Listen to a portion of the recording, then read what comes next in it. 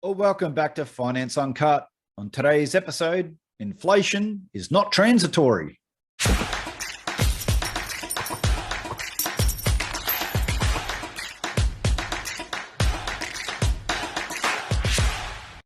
So who does believe that inflation is transitory? Because the Federal Reserve don't even believe it anymore. The Federal Reserve now says it expects inflation to reach 4.2% by the end of the year. In June, estimates were 3.4%.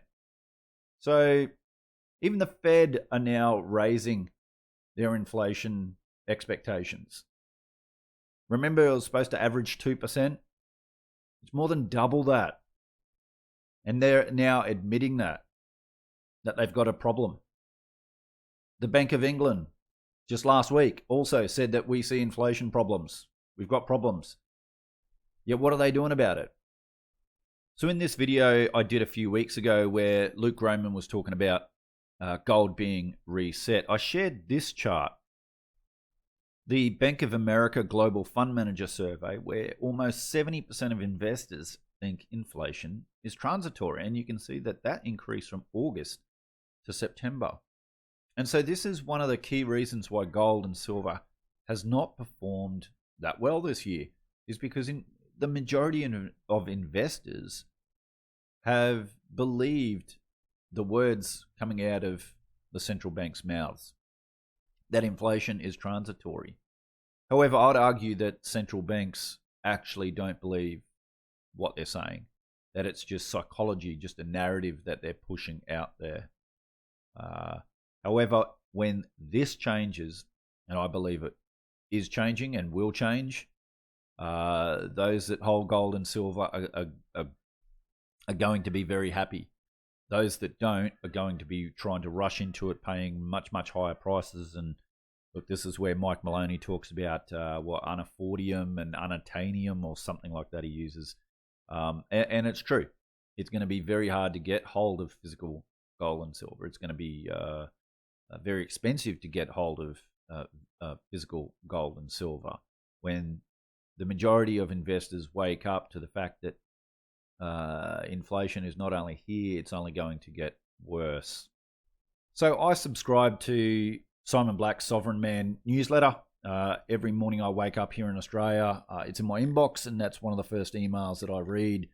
And if you aren't subscribed yet, I'll put a link in the description below. Do so.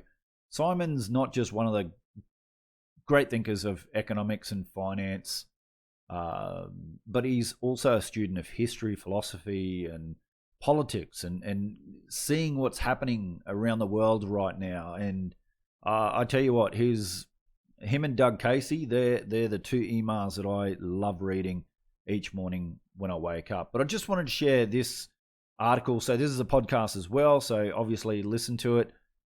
Does anyone honestly believe that inflation is transitory anymore? So I just wanted to talk a little bit about this article. So in it, he talks about this Spanish guy, Ponce de Leon, who returned home as a hero because he found a whole heap of gold in South America, in Puerto Rico and South America. But at the time in Europe, they had been suffering a shortage of gold and silver for almost a century. Mints had closed down, and there was basically what he calls, or historians call, a great bullion famine in the mid 1400s. They had the Black Plague, but as we scroll down a little bit more, so English wool production, for example, nearly tripled between the mid 1400s and early 1500s. So with more goods and services being produced at a time that money supply was falling, prices decline. This is the definition of deflation. And, wages, rents, food prices in Spain, for example, dropped 25% over the century. Now, that actually sounds pretty good, but to Europe's rulers, this deflation was a total catastrophe.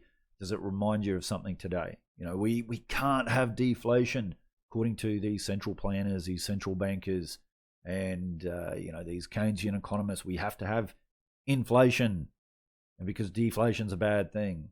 Well, no, it's not. But anyway, So this sparked a number of international expeditions to find more gold. And as I said, Ponce de Leon found a whole heap in Latin America.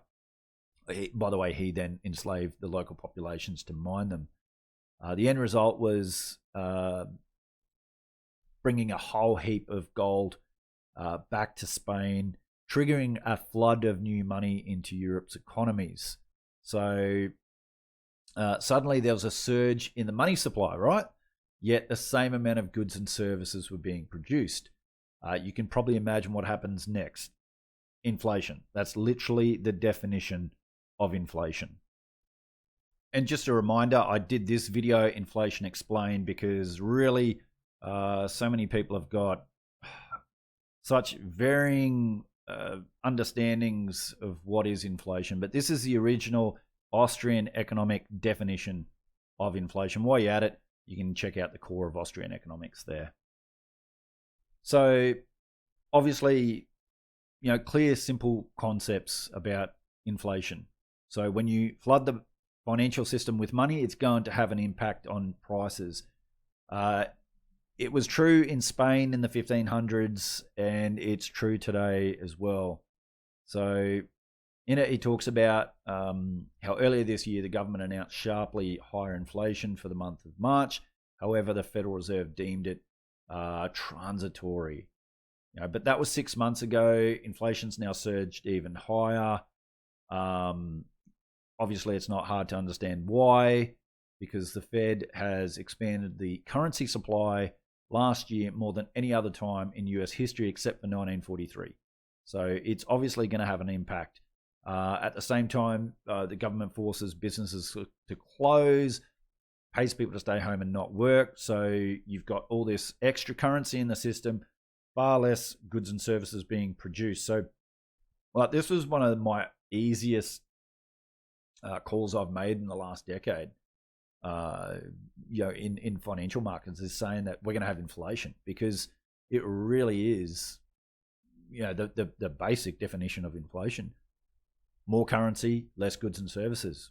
It's not hard. People get so worked up in the intricacies of the plumbing of the system and the repo market and all that, and so do I. I love that stuff. But really, it comes down to the simple fact of the amount of currency chasing goods and services. So it's created substantial inflation, and obviously there's ZERP and other things as well. But even the Fed, as I showed earlier, they're now saying that actually inflation, or CPI, according to their measurement, is going to be much higher. So, the whole transitory thing, it's not happening. And here it says, yet according to its announcement yesterday, the Fed is not even going to start the process of terminating their bond buying program until November. And even then, it will take them until the middle of next year before it's been fully wound up. That's if you believe them. What's more, the Fed suggests that they might start raising rates by the end of 2022, and only half of the voting members think that's a good idea. So,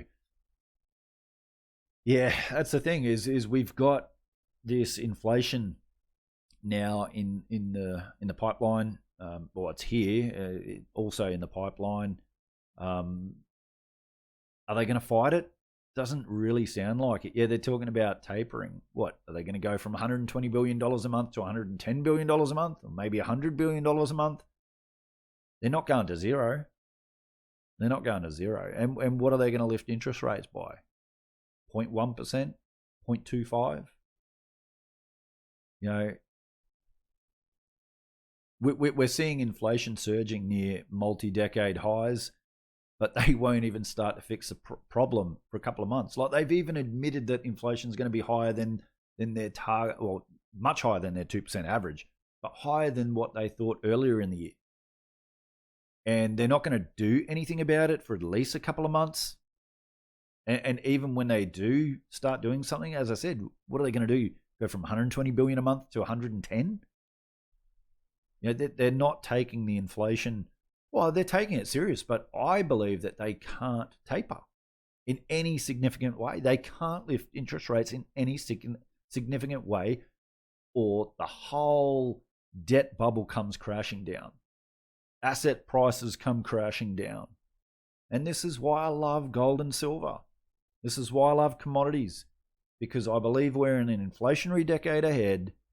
And yes, if the central banks and governments allow the free market to work, we would see a deflationary bust. But they've shown their hand. They've shown their hand. And look at what they're doing right now. And even with these inflation numbers that they're seeing, or the CPI numbers that they're seeing, they're not doing anything about it. They're still kicking the can down the road. So I think it's a much better bet that they will rather default on the currency through inflation than default on the debt in nominal terms. I think that's a fair assumption. Obviously, there's no guarantees. There's only possibilities and probabilities, and I think that's a probability. So, yeah, I just thought this was a really good article to share. He says here, competition, for example, is a great counterbalance to inflation. Vigorous competition encourages business to deliver the highest quality products at the lowest possible prices. And this is how the free market helps keep inflation in check. And I agree. Competition is great. But then, here, take a moment to reflect on the US economic priorities. They put a socialist in charge of the Senate Budget Committee.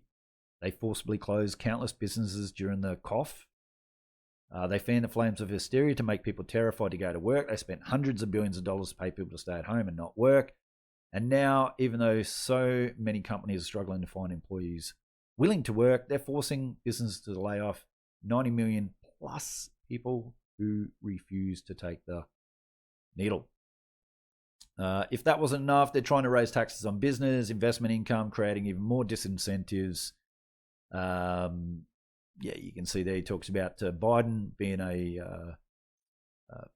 claiming to be a capitalist when really all the policies are very anti-competitive and anti-capitalist.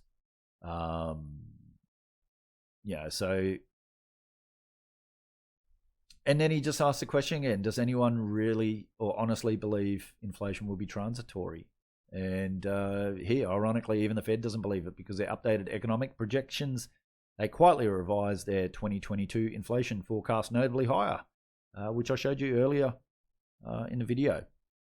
So anyway, look, you can download, and I definitely recommend it, download his 50-page long ultimate guide on gold and silver. So definitely download that. But yeah, I mean, and also listen to the full podcast. Very good podcast, very good newsletter.